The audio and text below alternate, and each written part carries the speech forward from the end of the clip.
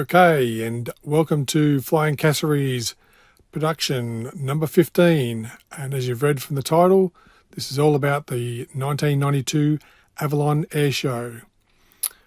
This is not a video, so if this is what you're expecting, I would kind of back out now and go find something else to watch. This is more of a slideshow with my commentary, and it will take about 10 minutes. So if you're quite happy to listen to me talk and go through some old photos, then get comfortable. Okay, these photos, they were taken during a trade day. So patronage on that day was significantly lighter than on a public day. Now, I'm not in the aviation industry, so how did I get a ticket? Well, I had a mate or a friend who had a brother that worked in the aviation industry. And he had some tickets or some spare tickets, and that's how we basically got in. So we basically got in the car from Melbourne. As you would see, the maps that are going across the screen now, we started in, basically in Australia, zeroing in down to the southern states, Victoria, zeroing in onto Melbourne, and then, I don't know if we're up to it yet, but basically zeroing in eventually onto Geelong and Avalon to the north of it. So my friend and myself got in the car from Melbourne, drove down to the southwest, turned off the Avalon Avalon airfield, parked the car, showed our tickets, and then walked on through the gate, see some flash-looking aircraft. Okay, so once we got through the gate, there was a couple of hangars off on your right, with a whole heap of aircraft out the front of those. And off to the left, there was an apron. So this first shot you're looking at now, you can see a CAC Sabre. There's also two MiG-15s, and you might be able to make out the twin booms of a de Havilland Vampire.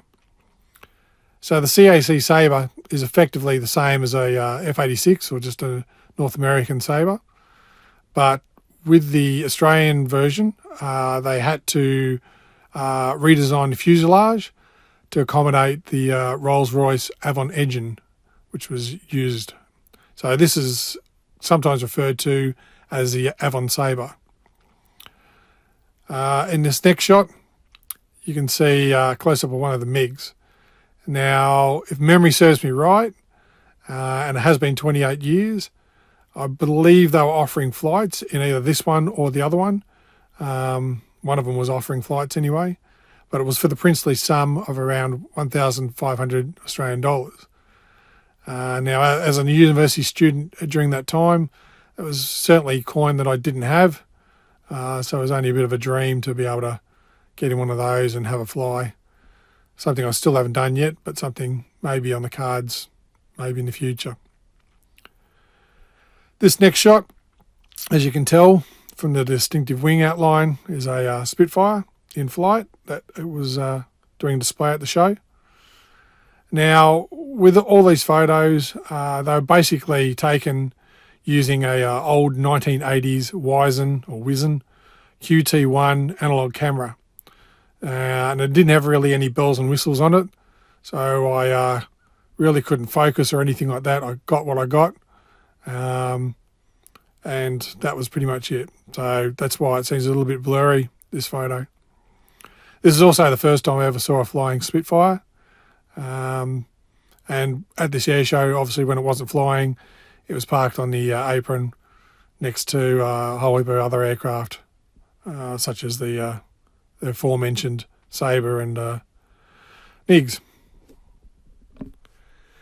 All right, so the RAAF, I should say, not the RAF, the RAAF, the Australian Air Force, understandably had several aircraft in attendance at the show.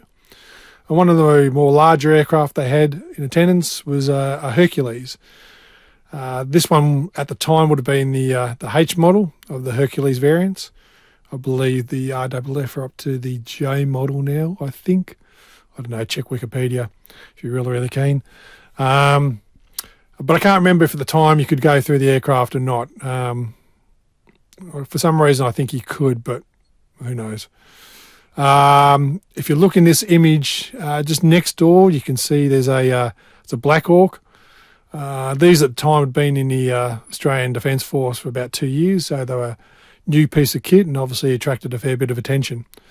You can see that in this next shot, a bit closer up. All right, moving on. So yeah, the next image here we've got is AP3C Orion. This being the RAAF's maritime surveillance and sub-hunter. For me, it was good to see and compare both that and a Hercules close by.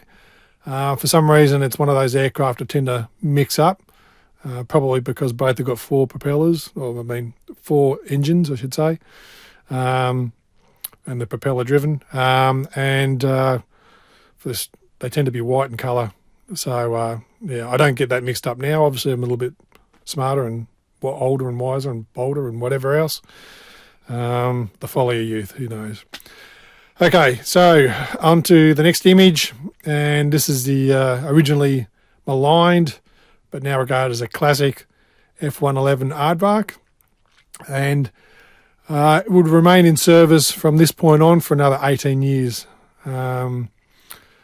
I can't remember if at the show they did a dump and burn, which is the classic Australian Airshow response of this aircraft for the public, because it's quite spectacular. But I'm guessing they did. It would have been during the day, so it might not have been that impressive, but it would have been impressive. But it would have been impressive more at night. But anyway, moving on. Yeah, so for me, the best F-111 experience I've ever had wasn't at that show. It was actually in far north Queensland. I was working at a mine on the edge of a rainforest, and I had heard this roar. So I sort of rushed out of my office and looked up, and I saw at least one F-111 flying very, very low over the canopy of the rainforest, conducting some type of exercise, I guess. So yeah, very, very cool. So this is a bit of a sad old shot of a poorly stored Mirage 3.0. They kind of had this hiding behind one of the hangars, and a couple of tarps on top of it. It's kind of disappointing that this aircraft had been so disregarded so casually. But of course, the classic Hornet, or the A or B model of the Hornet, which was its successor in Australia, had been in service for up to 8 years, and so that was the bright and shiny that everyone was interested in, not these old Mirage 3.0s. It's kind of funny now to think about it, that these very classic Hornets are actually being phased out in the RAAF, being replaced by the F-35 Lightning IIs. And most of these, from what I understand, the classic Hornets are actually being rehomed in Canada. So congratulations, Canada. You've got some classy Australian-made, actually, Hornets. As for the Mirage 3.0s, most of those, I believe, ended up in Pakistan. So you're welcome, Pakistan, as well, I guess. This is also a time in 1992 when New Zealand actually had a fixed-wing aggressive aircraft component to their Air Force, and not the kind of neutered rotary wing and humanitarian-focused force it appears to utilise now.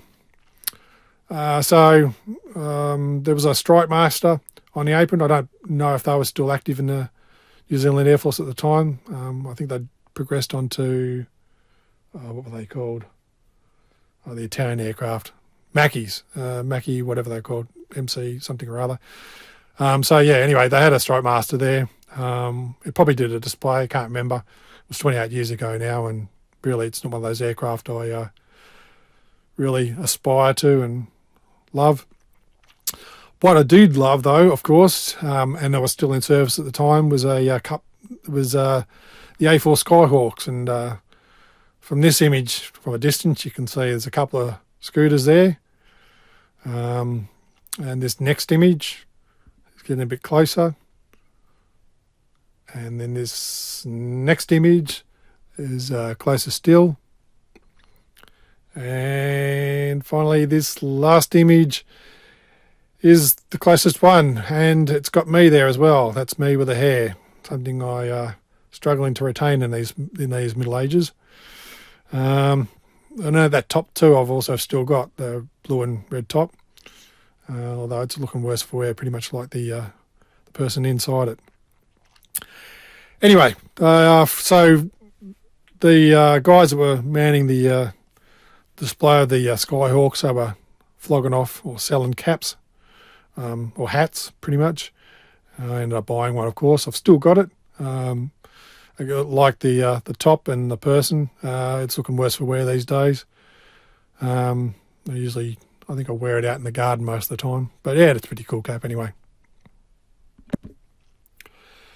So during the show, the Americans finally arrived, and they arrived in formation. There was a KC-135 Strata tanker, and that was flanked by a couple of F-15 Eagles. If you look at this shot in particular, you also see there's a de Havilland Canada Caribou basically there as well. I think you could be able to actually walk through that one. The Caribous have now been retired from RAAF service.